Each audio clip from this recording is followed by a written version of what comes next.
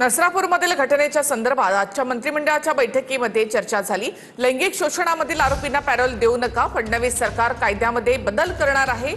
मुख्यमंत्री देवेंद्र फडणवीस यांनी कॅबिनेट बैठकीमध्ये असे निर्देश दिले आहेत। विधी आणि न्याय विभागाला मुख्यमंत्र्यांनी हे निर्देश दिले।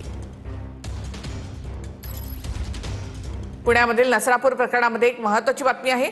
आरोपीच्या कुटुंबियांनी माध्यमांना दिलेली प्रतिक्रिया ही पुरावे म्हणून वापरले जाणार असं सूत्रांनी म्हटलं। पुणे ग्रामीण पोलिसांकडून आरोपीच्या कुटुंबियांनी दिलेली प्रतिक्रिया न्यायालयामध्ये सादर केली जाणार आहे अशी माहिती सूत्रांकडून मिळते। आरोपी भीमराव कांबळेच्या कुटुंबियांनी माध्यमांना दिलेली प्रतिक्रिया कुटुंबियांनी आरोपीला कठोर शिक्षा मिळावी अशी मागणी केली होती। कुटुंबाने दिलेली ही प्रतिक्रिया पोलिसांसाठी एक मोठा पुरावा असेल अशी माहिती सूत्रांकडून मिळते।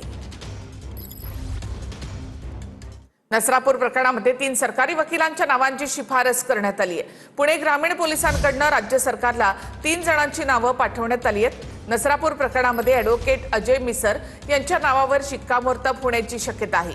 आज संध्याकाळपर्यंत सरकारी वकील यांचं नाव जाहीर होण्याची शक्यता आहे। नसरापूर प्रकरणात विशेष सरकारी वकिलांची नियुक्ती केली जाणार आहे।